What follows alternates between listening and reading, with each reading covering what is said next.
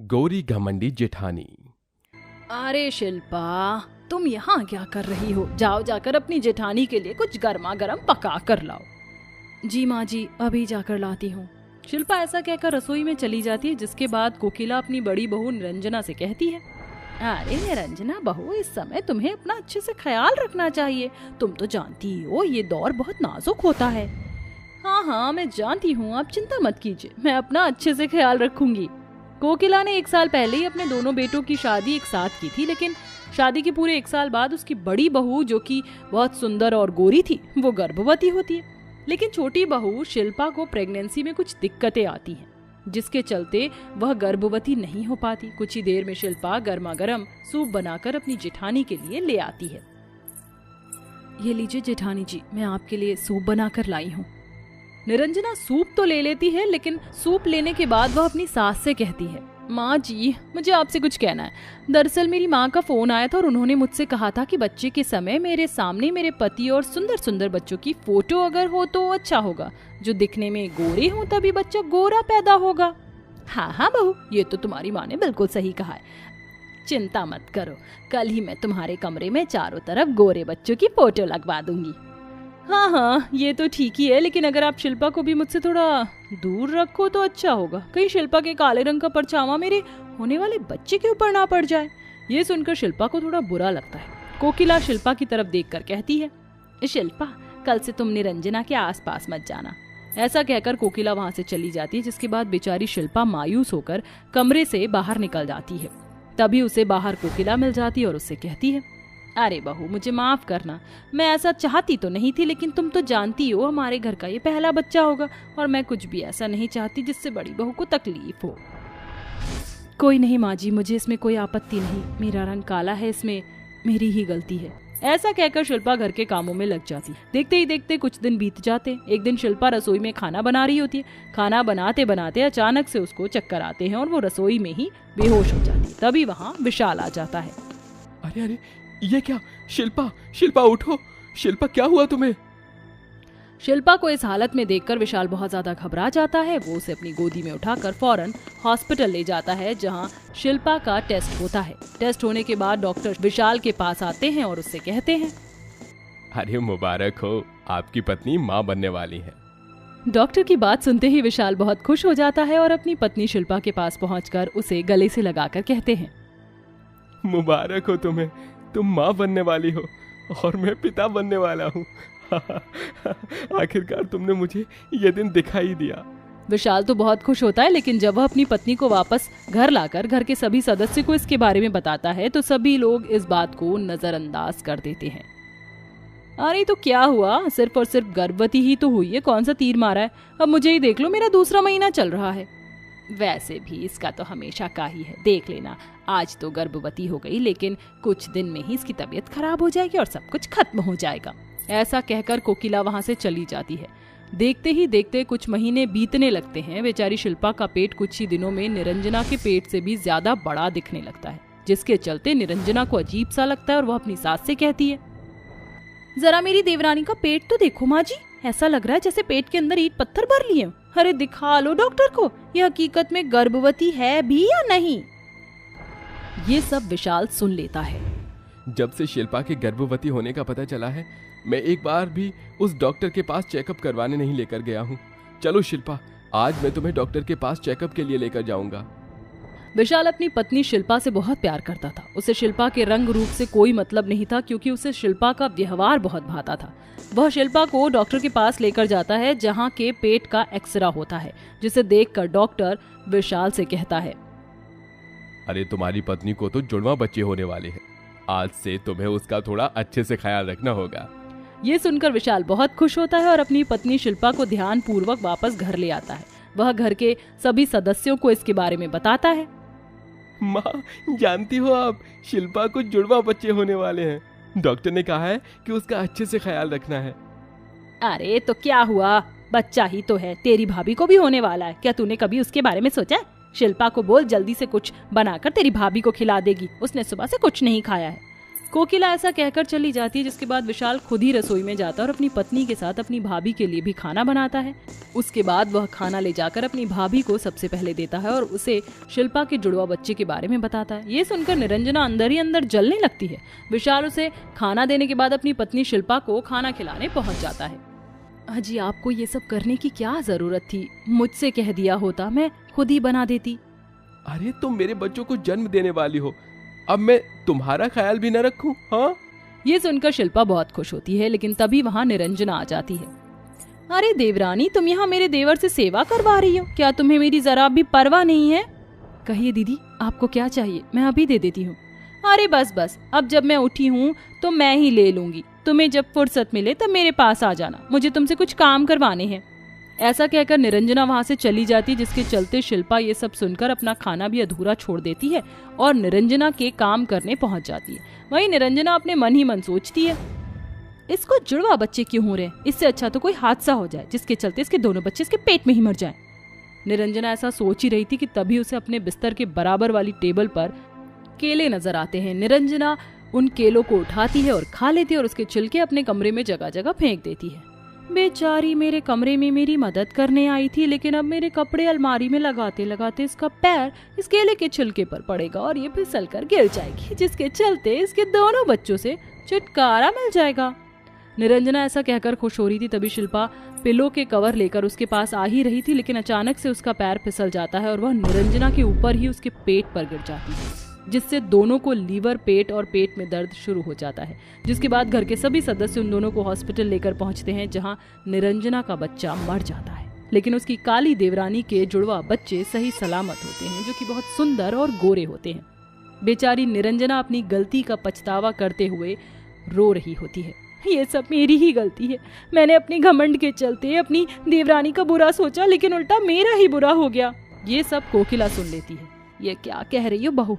कौन सी गलती का पछतावा कर रही हो तुम? निरंजना अपनी गलती अपनी सास को बताती है, जिसके चलते कोकिला को भी बहुत गुस्सा आता है, लेकिन कहीं ना कहीं उसकी भी गलती थी।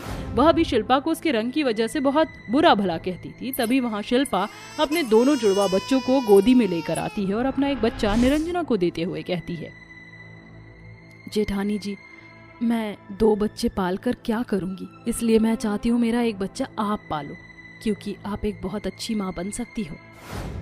अपनी गोदी में बच्चे को देखकर निरंजना की आंखों में आंसू आ जाते हैं। मुझे माफ कर दो शिल्पा, मैंने तुम्हारे लिए कुआं खोदा था, लेकिन उसमें मैं ही गिर गई। जो हुआ उसे भूल जाइए, मैं तो आपको पहले ही माफ कर चुकी हूँ।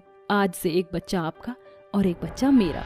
उस दिन के बाद से शिल्पा की घमंडी जेठानी का घमंड हमेशा के लिए चूर हो जाता है और वह अपनी देवरानी के साथ खुशी खुशी रहने लगती है। नरेड़ापुर के छोटे से गांव में कलावती अपनी बेटी रूपाली के साथ रहती थी। कलावती एक विधवा औरत थी और एक आम के बगीचे में काम करके अपनी बेटी और अपना गुजारा कर रही थी। आज तो बहुत ही ज्यादा धूप हो रही है, इतनी धूप में काम करने में बहुत परेशानी हो रही है। अरे क्या धीरे धीरे लगे हुए हो, जल्दी जल्दी काम करो, शाम तक सारा का सारा काम हो जाना चाहिए। मुंशी के ऐसा कहने के बाद कलावती जल्दी जल्दी काम करने लगती है। देखते ही देखते शाम हो जाती है। अरे शाम के 6 बज गए हैं, चलो बहन चलते हैं और अपनी आज की दिहाड़ी ले लेते हैं। हाँ बहन चलो चलते हैं। देखते ही देखते सभी मजदूरों की लाइन लग जाती है। एक के बाद एक आते जाओ और अपने पैसे लेते जाओ, चलो। सभी मजदूर अपने हिस्से के पैसे लेकर वहाँ से जाने लगते हैं। अरे सरोज, आज तो मंगल बाजार है, चलो वहाँ से सब्जी लेकर घर चलते हैं। हाँ बहन, मेरे घर पर भी सब्जी खत्म हो गई है, चलो चलते हैं। कलावती सरोज के साथ सब्जी मंडी में पहुँच जाती है, जहाँ पर सबसे सस्ती से सस्ती सब्जियाँ ढूंढती है और खरीदने के बाद वह अपने घर के लिए निकल पड़ती है। चलो बहन, मेरा घर तो आ गया है, तुम ध्यान से जाना, आगे का रास्ता बहुत ज्यादा खराब है और तो और गांव में लाइट भी नहीं आ रही है, अंधेरे में ध्यान से चलना। सरोज की बात सुनने के बाद कलावती आगे की तरफ बढ़ने लगती है। चलते चलते चारों तरफ से घना अंधेरा और शांति नजर आती है। वह अंदाजा लेकर सीधा सीधा चलती रहती है। अंदर से उसे थोड़ी घबराहट भी होती है। इतना अंधेरा है, यहाँ ठंडक बहुत है, जितनी जल्दी हो सके मैं यहाँ से बाहर निकलती हूँ ताकि मैं अपने घर अपने बच्चों के पास पहुँच जाऊँ।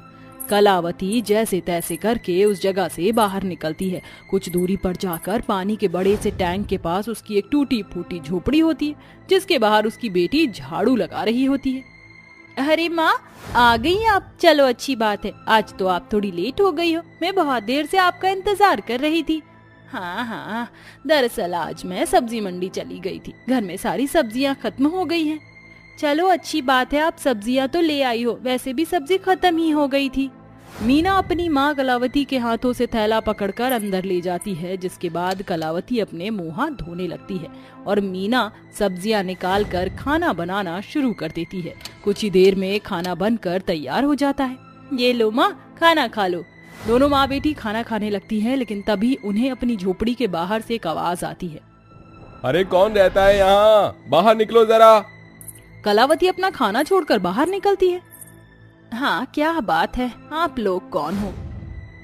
देखिए, ये जगह सरकारी जगह है, आप यहाँ नहीं रह सकती हो, आपको ये जगह खाली करनी होगी। मैं यहाँ कई सालों से रह रही हूँ, आज तक यहाँ कोई नहीं आया और फिर मैं यहाँ से कहाँ जाऊंगी? मेरी बेटी और मेरा इस जगह के अलावा और कोई ठिकाना नहीं है। देखो, हम कंस्ट्रक्शन वाले हैं, हमें ये जगह खाली चाहिए ताकि हम यहाँ इस छोटे पानी के टैंक को बड़ा बना सके। कलावती बहुत ज्यादा परेशान हो जाती है, उसे कुछ समझ नहीं आता। ना चाहते हुए भी उसे अगले दिन सुबह अपनी बेटी के साथ वो जगह खाली करके जाना पड़ता है। माँ, अब हम लोग कहाँ जाएंगे? कहीं तो जाना ही होगा बेटी। कलावती और मीना चलते चलते आम के बगीचों के पास पहुँच जाते हैं, जहाँ पर उन्हें एक खाली टूटी फूटी झोपड़ी नजर आती है। लगता है कि इस झोपड़ी में कोई नहीं रहता, चलो हम इसके अंदर चलते हैं और यहीं रह लेंगे। दोनों माँ बेटी अंदर पहुंच जाती हैं। उस झोपड़ी में एक बूढ़ी औरत अपनी आखिरी सांसें गिन रही थी। हे भगवान, मुझे अपनी शरण में ले ले, क्यों मुझे दुख दे रहा है? माँ जी, आपको क्या हुआ है और आप इस तरह भगवान को याद क्यों कर रही हो? चिंता मत करो, आप बिल्कुल ठीक हो जाओगी। तुम कौन हो और यहाँ क्या कर रही हो? खैर, जो भी कोई हो, मुझे लगता है कि ये मेरी आखिरी वार्तालाप है। जाने से पहले मैं तुम्हें एक सच बताना चाहती हूँ। क्या बताना चाहती हो आप? बताओ। ये जो आम का बगीचा है, ये कोई मामूली बगीचा नहीं है, ये एक जादुई बगीचा है। क्या कहा? जादुई बगीचा है? मैं कुछ समझी नहीं। ये मेरा पुश्तैनी बगीचा है। इस बगीचे में सदाबहार आम लगे रहते हैं। इसकी मालकिन तुम हो, इसकी अच्छे से देखभाल करना। इतना कहने के बाद वैजयंती अपनी आखिरी सांस छोड़ देती है और भगवान को प्यारी हो जाती है, जिसके बाद कलावती उसका अंतिम संस्कार करती है। जिसके बाद कलावती आम के बगीचे में जाती है और बगीचे में लगे आमों को देखकर सोचती है, इतने सारे रसीले आम हैं यहाँ, लेकिन वो बूढ़ी औरत, उस बूढ़ी औरत का इस दुनिया में क्या कोई नहीं था? खैर छोड़ो, एक काम करती हूँ, कुछ आम तोड़ लेती हूँ और उन्हें बेचकर कुछ पैसे कमा लूंगी। कलावती एक टोकरी में आम तोड़ती है। जैसे ही वह पहला आम तोड़ती है, वहाँ उसी के जैसा एक आम उग जाता है। ये क्या? यहाँ पर तो आम तोड़ते ही आम लग गया। इसका मतलब वो बूढ़ी औरत सच कह रही थी, ये कोई मामूली बगीचा नहीं, एक जादुई बगीचा है।